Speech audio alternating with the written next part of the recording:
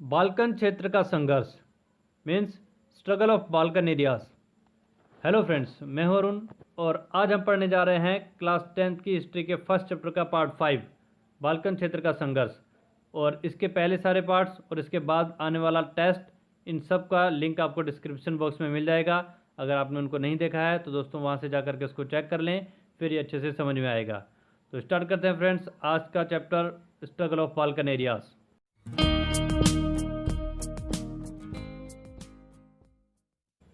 तो स्टार्ट करते हैं फ्रेंड्स आज का वीडियो। दोस्तों यहाँ पर हम बात कर रहे हैं नेशनलिज्म इन यूरोप की, मतलब पूरे यूरोप में धीरे धीरे किस तरीके से नेशनलिज्म आया, एक राष्ट्र की भावना आई, एक देश बनाने की भावना आई। तो उसकी शुरुआत होती है फ्रेंच रेवोल्यूशन से। पहले की स्टोरी को थोड़ा सा शॉर्ट में एक बार समझ लेते हैं ताकि हमें पता चल जाए कि आज का पार्ट उस कहानी से कैसे जुड़ा हुआ है।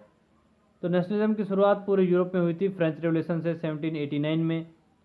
फिर 1789 के बाद 1830 और 1848 में जो क्रांतियाँ हुई पूरे यूरोप में, वो भी शुरुआत तो फ्रांस से ही हुई, लेकिन फिर धीरे धीरे यूरोप के अन्य राज्यों में फैली और धीरे धीरे इन सब अन्य स्टेट्स ने भी अपने यहाँ अपनी गवर्नमेंट बनाई, नेशनलिज्म लागू किया, अपना देश बनाया।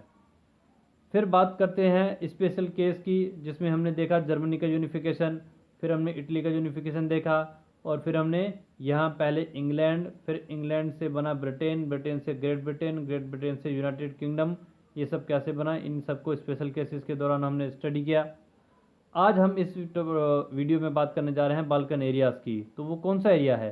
तो इसी यूरोप के ईस्ट में ये जो पूरा एरिया है, ये है बाल्कन एरिया, जिसमें आपका Romania, Bulgaria, Macedonia, Albania, Syria, Bosnia, Croatia, Hungary, Austria, ये सारे जो एरियाज़ हैं इसको बाल्कन एरियाज़ कहते हैं। आज हमें पढ़ना है कि यहाँ पर नेशनलिज्म किस तरीके से आया, और साथ के साथ यहाँ पर इम्पीरियलिज्म, साम्राज्यवाद भी फैला था, और यही साम्राज्यवाद फर्स्ट वर्ल्ड वॉर का कारण भी बना। ये सब कहानी एक दूसरे से जुड़ी हुई है, इसको आज हम अच्छे से समझेंगे। तो यहाँ आपको समझ में आ गया दोस्तों कि हम जो चैप्टर कर रहे हैं वहाँ से चलते हुए आज हम पहुँचे हैं बाल्कन एरियाज़ पर। तो बाल्कन एरियाज़ को हम हिस्टोरिकल बैकग्राउंड से स्टार्ट करेंगे कि शुरुआत में क्या था एंशियंट टाइम पर, प्राचीन समय पर। तो प्राचीन समय में ये जो पूरा बाल्कन एरिया है ये ऑटोमन टर्की एम्पायर का एक हिस्सा था। ऑटोमन एम्पायर का कब्जा था इस पर। फिर बाद में धीरे धीरे जो नेपोलियन अपना एरिया का प्रसार करता गया तो उसने भी इस काफ़ी एरिया को अपने कब्जे में ले लिया था। फिर ये जो क्रांतियों का दौर चला तो धीरे धीरे ये सब एरिया भी अपने आप को एक अलग देश बनाने की कोशिश करने लगे, और उसी अलग देश बनाने की कोशिश में इनमें साम्राज्यवाद की भावना आई। साम्राज्यवाद मीन्स इम्पेरियलिज्म, मतलब अपने एरिया को बढ़ाना। अब जैसे ये रोमानिया है, इसके मन में आया कि मुझे अपना एक अलग देश बनाना है ऑटोमन से अलग होकर के, तो क्यों ना मैं अपने एरिया को पहले से बढ़ा दूँ, आसपास के एरिया को कब्जा ले लूँ और फिर मेरा देश बड़ा हो जाएगा। तो इस तरीके से अपने एरिया को बढ़ाना ही इम्पेरियलिज्म और हिंदी में साम्राज्यवाद कहलाता है। तो धीरे धीरे इन सब में यही सोच आने लगी कि देश तो अपना बनाना ही है, क्यों ना आसपास के एरिया में कब्जा करके बड़ा देश बनाते हैं।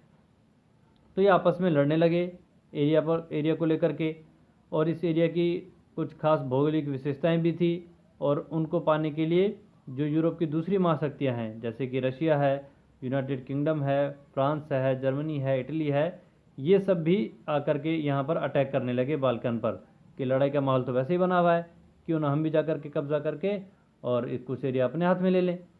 तो इस तरीके से यहाँ पर साम्राज्यवाद जैसी स्थिति आ गई और सभी एरिया के लिए आपस में एक दूसरे से लड़ रहे हैं। यही साम्राज्यवाद की जो स्थिति यहाँ पर बनी, यही फर्स्ट वर्ल्ड वॉर का भी कारण बनी। क्यों? क्योंकि जब यहाँ पर लड़ाई जैसी स्थितियाँ हो रही थी तब सभी देश एक दूसरे से किसी न किसी तरीके से ट्रीटीज़, संधियाँ करके आपस में जुड़े हुए थे, ताकि किसी और से लड़ाई हो तो हम मिल करके लड़ेंगे। और ऐसी ही संधियाँ फर्स्ट वर्ल्ड वॉर का कारण बनी, क्योंकि इसी बाल्कन एरिया में ये जो विरोध के स्वर चल रहे थे ये धीरे धीरे धीरे चल करके फिर लड़ाइयों में बदलने लगे। और ऐसी एक लड़ाई थी ये सर्बिया और इस ऑस्ट्रिया देश के बीच की।